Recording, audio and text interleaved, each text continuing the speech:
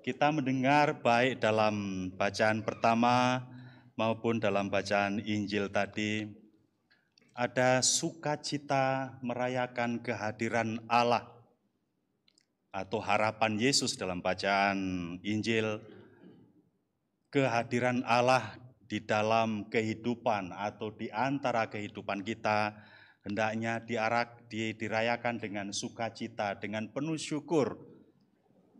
Dengan bahkan Yudas Makabe tadi mengatakan pesta 8 hari lamanya. Sukacita besar karena Allah hadir. Dalam simbol bait Allah ditahbiskan, dikuduskan. Dalam kekristenan, dalam iman kita, bukan hanya batu itu, bangunan itu, bait Allah, melainkan setiap kita, setiap diri orang yang percaya kepada Allah, yang menerima Allah dalam dirinya, yang disimbolkan tentu dalam Ekaristi adalah bait Allah, kenisah Allah. Ekaristi Tuhan sendiri memberikan dirinya untuk tinggal, karena Dia menjadi makanan dan minuman keselamatan kita. Dia mengalir, meresap, merasuk dalam sumsum tulang belulang kita, menjadi satu dengan kita. Dan karena itu maka sungguh Allah menyatu, tidak terpisah. Kita menjadi bagian dari hidup Allah karena Allah berkenan menjadi bagian tak terpisahkan dari hidup kita. Saya selalu mengatakan Allah kita sungguh Allah yang rendah hati. Maka para uskup, para romo juga seharusnya orang-orang yang rendah hati. Pun kalau tidak ditandai dengan simbol kekosongan ini, kekosongan kepala ini. Sebab apa? Sebab Allah melalui kata-kata manusia yang sederhana, kata Bapak Paus Yohanes Paulus II dulu, melalui kata-kata manusia yang sederhana pun kalau manusia itu berdosa, melalui kata-kata pendirian Ekaristi, inilah tubuhku, inilah darahku, Allah berkenan hadir menjumpai umatnya, menjadi satu dengan umatnya. Dan itu dalam usaha Allah yang penuh kerahiman untuk dapat mengangkat manusia menjadi bagian hidupnya yang tak terpisahkan. Allah kita bukan seperti yang dulu diyakini nenek moyang kita, yang tinggal di dunia antah berantah, yang secara waktu harus kepadanya dipersembahkan sesaji dengan ubur rampe atau dengan macam-macam isi dari sesaji itu yang lengkap. Dan kalau tidak lengkap, dia mengirim bencana. Bencana bisa bencana alam, bisa pagebluk penyakit, bisa macam-macam, nasib buruk dan seterusnya. Dalam kekristenan, dengan Allah yang demikian rendah hati, justru Allah yang berkorban untuk manusia, dan bukan manusia yang harus berkorban atau mempersembahkan korban untuk Allah. Betapa rendah hatinya Allah kita, yang juga harus kita hidupi. Spirit hidup Allah itu rendah hati, penuh kasih kerahiman kepada siapapun. Sukacita itu diimani oleh Santo Yosef. Kita masih berada di tahun Santo Yosef.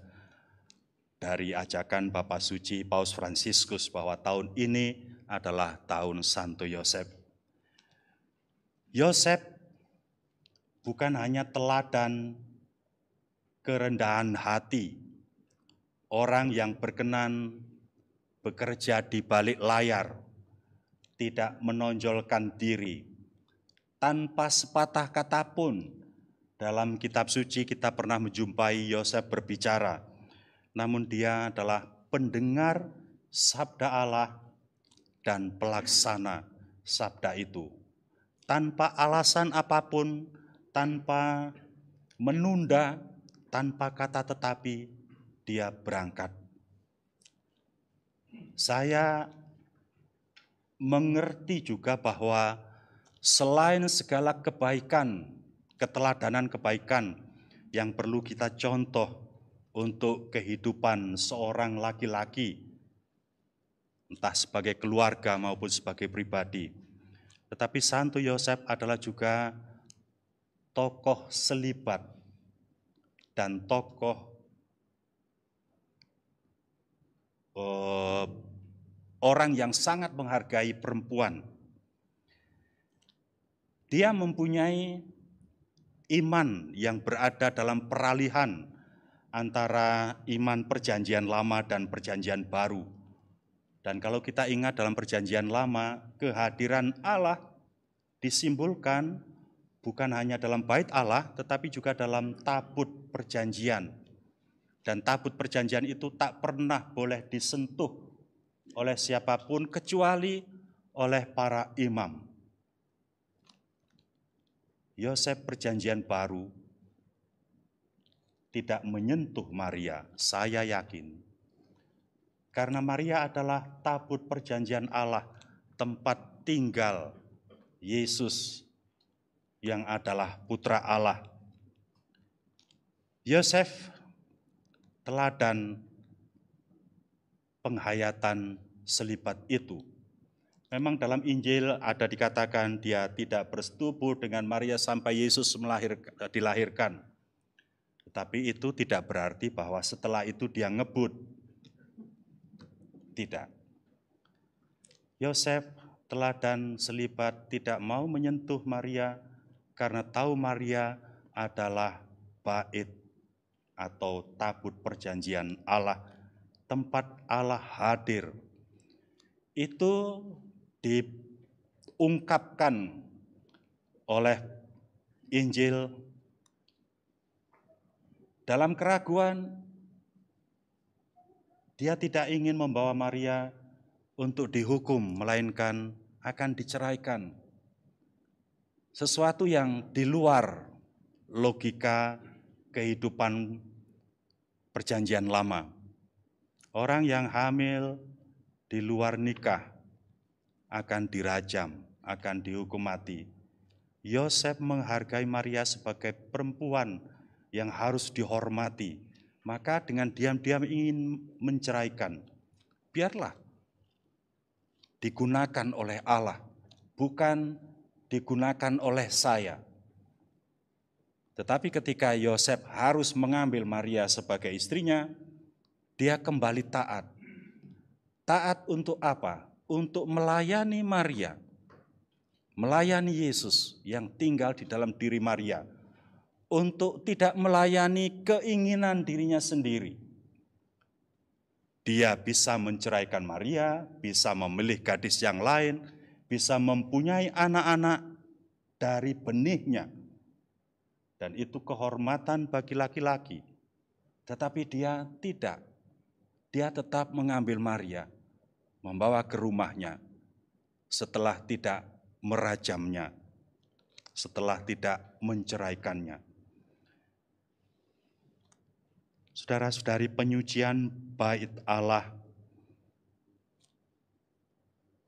dalam bacaan Injil tadi adalah juga bermaksud mengatakan kepada kita pemulihan martabat manusia yang dihinakan oleh orang-orang asing, yang juga oleh orang-orang Israel sendiri yang berjualan, yang memprofankan bait Allah, yang juga terjadi di perjanjian lama, yang sering terjadi dalam kehidupan nyata sehari-hari kita.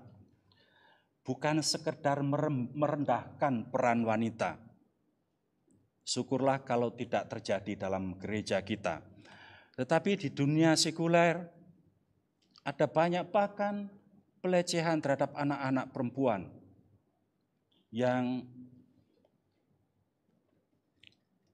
menutup keceriaan kemungkinan yang bisa dimiliki di masa depan. Kalau kita meyakini bahwa diri setiap kita menerima Ekaristi dan itu adalah tubuh dan darah Tuhan dan kita menjadi bait Allah-Nya yang di dalamnya Allah sendiri tinggal. Mari kita menghargai peran setiap pribadi yang adalah citra diri Allah. Dan dalam diri perempuan, mari kita hormati juga bahwa pun dia adalah bait Allah. Sebab Yesus pernah mengatakan yang sangat berkenan kepadanya sebagai saudara-saudari, disebutnya adalah juga inilah ibuku. Kalau kita menghormati perempuan, kita menghormati Maria yang adalah bait Allah yang dipilih oleh Allah untuk agar putranya bisa tinggal bersama dengan kita. Ketika kita merasa mengenal Allah, seharusnya kita mampu menghormati orang. Sekali lagi, juga perempuan. Tetapi juga orang-orang asing, siapapun, semua. Ketika kita tidak menghormati orang, siapapun, pun kalau itu orang asing, kita sendiri tidak menghormati Allah yang berkenan hadir bersama dengan hidup bersama dengan kita. Saudara-saudari yang terkasih, Allah yang rendah hati yang berkenan dihadirkan juga oleh kata-kata manusia yang sederhana pun kalau manusia itu berdosa. Dihidupi penuh syukur oleh Romo Titus selama 25 tahun sebagai imam yang menghadirkan tubuh dan darah Kristus. Saya berharap tadi seperti saya katakan, barangkali belum cukup panjang 25 tahun karena saya berharap akan ada perayaan sampai 50 tahun. Setiap kita demikian menghadirkan Allah sepanjang hidup kita sampai entah kapan kita dipanggil oleh Allah untuk menghadapnya. Dalam arti itu sepanjang selama hidup kita tanpa meninggalkan anugerah ini dan tanpa mencemarinya, sebab Allah menginginkan ada manusia yang digunakan sebagai sarananya, sebagai alatnya untuk menghadirkan dirinya. Dengan rendah hati kita syukuri imamat, dengan rendah hati kita syukuri Allah yang rendah hati, dengan rendah hati kita syukuri bahwa kita telah ditebus oleh Allah dan dijadikan bagian hidup Allah tak terpisahkan, keselamatan kita terjamin 100% karena Yesus Kristus Putra Allah yang berkenan menjadi manusia dan tinggal di antara kita, bahkan di dalam diri kita. Tuhan memberkati kita. Amin.